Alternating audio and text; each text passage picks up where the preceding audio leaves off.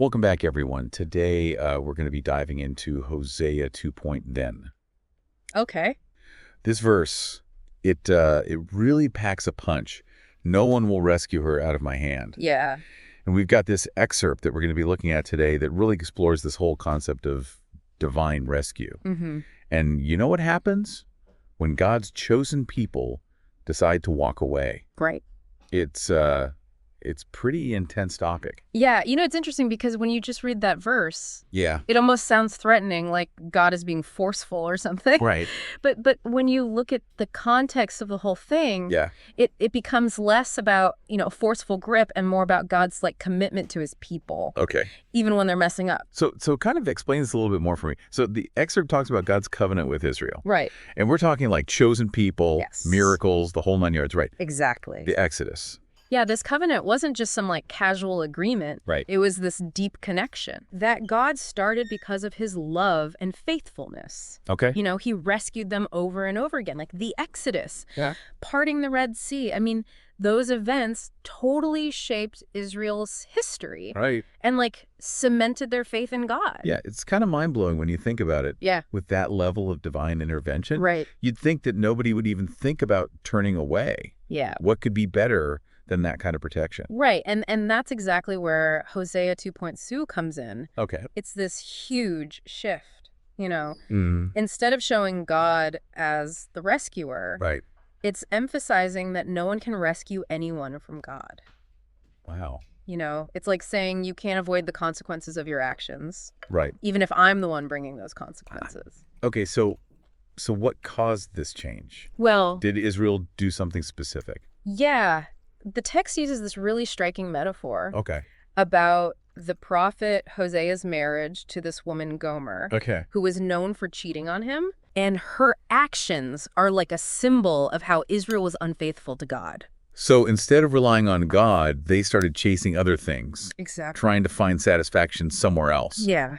Like Gomer looking for love from other people. Yeah, exactly. Okay. The excerpt actually calls it spiritual adultery.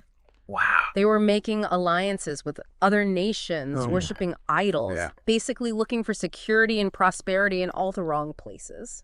It's like thinking you can take a shortcut to get ahead, Mm-hmm. but then you just end up lost and even worse off than before. Yeah. Did they really think that these other gods or these alliances would actually give them anything? It seems like they did. Wow. But the excerpt is very clear about what happened because of that. Okay. They ended up lacking even basic things. Like what?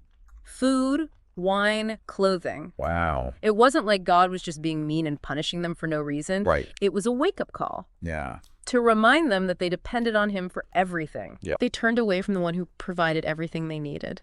It's so ironic when you think about it. Yeah. They were trying to be secure, but they ended up completely vulnerable, Mm-hmm. stripped of their dignity. Yeah, The excerpt even says they became a laughingstock to other nations. exactly. It really highlights something that's still important for us today. What's that? We might think we're being smart by figuring things out on our own, Yeah. but in the end, nothing can replace what God offers. Right. There's a real cost to trusting in things that are temporary and unreliable. Mm-hmm. And that brings up a really important question for you listening right now. Okay. Where are you putting your trust? Yeah, it really makes you think, doesn't it? Yeah. This old story about Israel, it has a lot to say to us today. So it's not just some ancient history lesson. Not at all. There's a deeper message here for people of faith today. Definitely the excerpt connects Israel's freedom from Egypt Right. to our freedom from sin through Jesus. Both are these huge rescues, setting us free from being trapped. Okay. But just like with Israel, we're Yeah. always facing a choice, pushing us Mm-hmm. to take a good look at our lives Yeah. and be honest with ourselves about where we're putting our trust. It's interesting you keep bringing up that image Which one?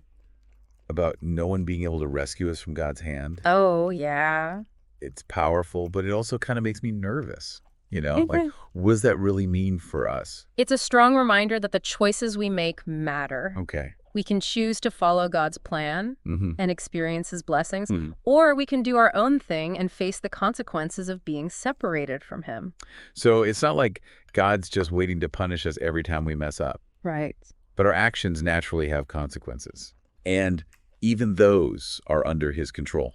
I think that's a good way to put it. Okay. The excerpt emphasizes that God's discipline isn't about revenge. Right. It's more like a loving parent correcting their child, Okay. guiding them back to the right way for their own good.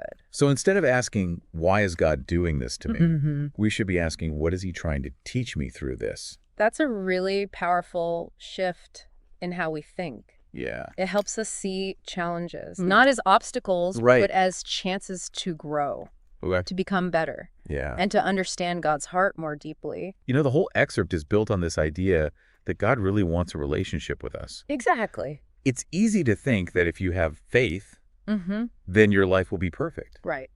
But maybe those tough times are just part of the journey. Yeah. A chance to really lean into our faith. That's it. Instead of running away from it. Exactly. And when things get hard, we have a decision to make. Okay. Do we become bitter? Yeah. Or do we move closer to God, looking for his guidance and strength? That's when you really see how amazing God's grace is. I agree. So even when we screw up, even when we choose things that take us further from him, his love is still there calling us back. Absolutely. No matter how far we've gone, Wow. no matter what mistakes we've made, his love never gives up. It patiently waits for us to come back. That brings us to another super important part of the excerpt. Yeah. You mean about repenting and coming back to God? Right. It's not about beating ourselves up for messing up, Right, exactly. It's about realizing that we need him. Okay. Admitting we can't do it on our own, and choosing to align our lives with his plan. So like in everyday life? Yeah. What does that actually look like? Well, the excerpt says it starts with honesty. Okay. Taking a serious look at ourselves, our choices, our motivations, and asking ourselves some hard questions. Like what? Like, are there areas in my life where I'm putting my faith in things that can't actually deliver? Okay. Am I looking for happiness in temporary things instead of the real lasting joy that comes from God? It's easy to get so caught up, you know, in the day-to-day stuff and lose sight of what really matters. Absolutely. You know, chasing those quick fixes. Yeah, those temporary things. Yeah, instead of focusing on what really, truly matters. It's a constant struggle, isn't it? It is. But the good news is we don't have to figure this out alone. Okay. Even when we mess up,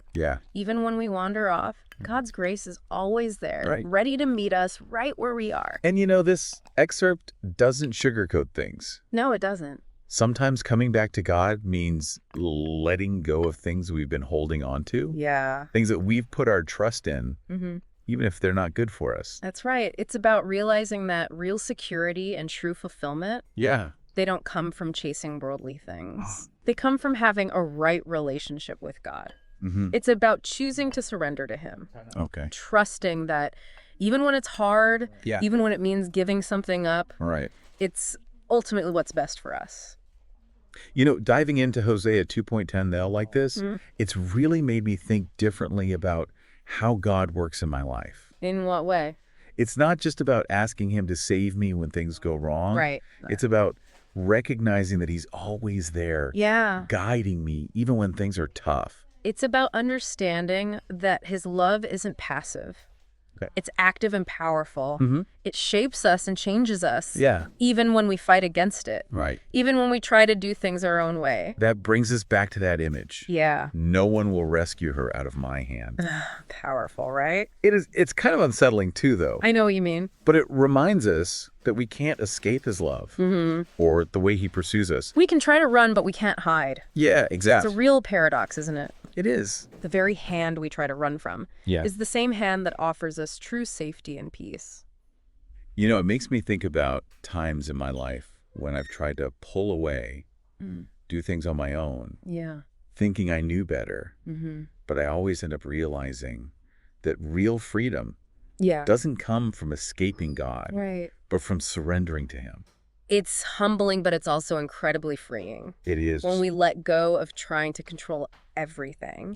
When we admit that we need him, we open ourselves up to the incredible power of his grace. This whole deep dive into Hosea 2.0. It's really challenged me to think about my priorities, the choices I make, the things I'm trusting in. And really just my whole relationship with God. As we finish up exploring Hosea 2.0, I keep coming back to this thought. If God's love is truly inescapable, How does knowing that change how we live? Yeah. The decisions we make, Right. how we approach every single day? It really makes you think, doesn't it? I think it's something we should all keep wrestling with. Yeah, long after this deep dive is over. Absolutely. Well, thank you all for joining us on this deep dive. Yeah, thanks for listening. Until next time, keep searching. Keep questioning. And keep diving deep into these amazing mysteries of faith.